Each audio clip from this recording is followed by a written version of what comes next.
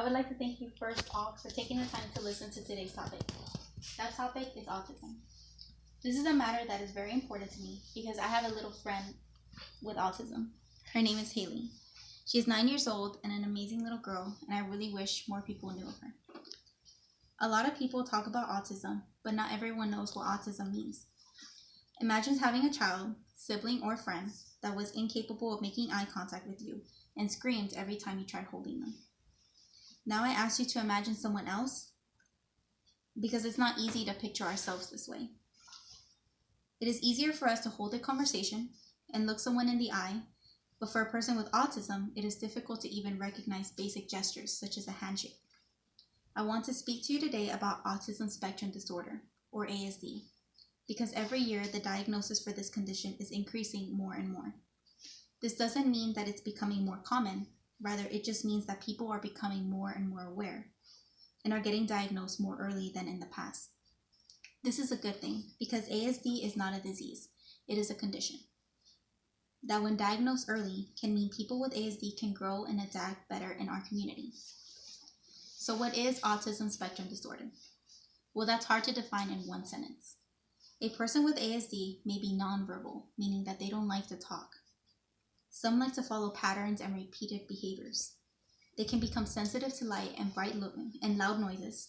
At times, they can have more extremely physical problems such as trouble walking or picking up small objects with their hands.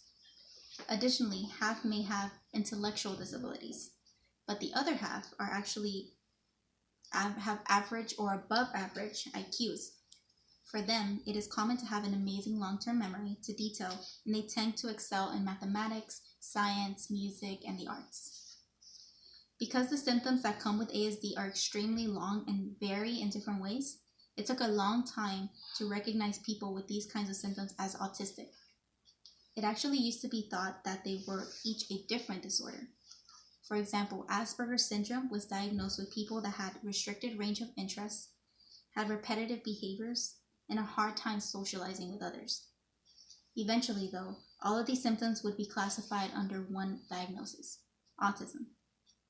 If you or your child has autism, it means that the communication, social, and play skills of you or your child have been affected in some type of way. If one was unaware about autism, you might declare someone who is having trouble speaking or looking at you in the eye was only a shy person. But being autistic is not the same as being nervous in front of others. Most people with autism simply do not understand some of the basic social gestures and conventions that we take for granted. This is why it is important to know about autism. Not only will this aid in early diagnosis, but it's important to not see them any differently and give them equal treatment so that they can grow and survive within our society. There is no cure for ASD. However, therapy and medication can help with adjustment. It is crucial to be aware of autism because it's important to get the signs and symptoms as early as possible if there are any. Presently, it is becoming more and more common for a child to have autism. In 2010, the Center of Disease Control reported that 1 in 150 children in the US have some form of ASD. In 2016, it was reported that 1 in 68 were now having ASD. It can be scary to think of so many people with autism, but again, autism is not a disease. It's a condition. It's a condition that can be mild to severe, and over time we have been able to provide academic, behavioral, and social support for people with ASD. We have learned to identify what bothers them and have developed exercise to help them better perform in the real world.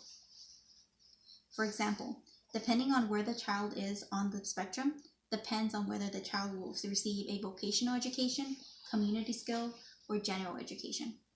This is great because we are now able to put children in environments that will focus more on the skills they can excel in rather than overwhelming them with all kinds of topics, which tends to not work. Additionally, therapy techniques have improved and studies have shown that children have shown to be less overwhelmed and more happier with the use of therapy. Autism is not a bad thing. It only becomes bad if we allow ourselves to forget about it. So don't stop here. I encourage all of you to learn more about this condition and share it with your friends and family. Thank you.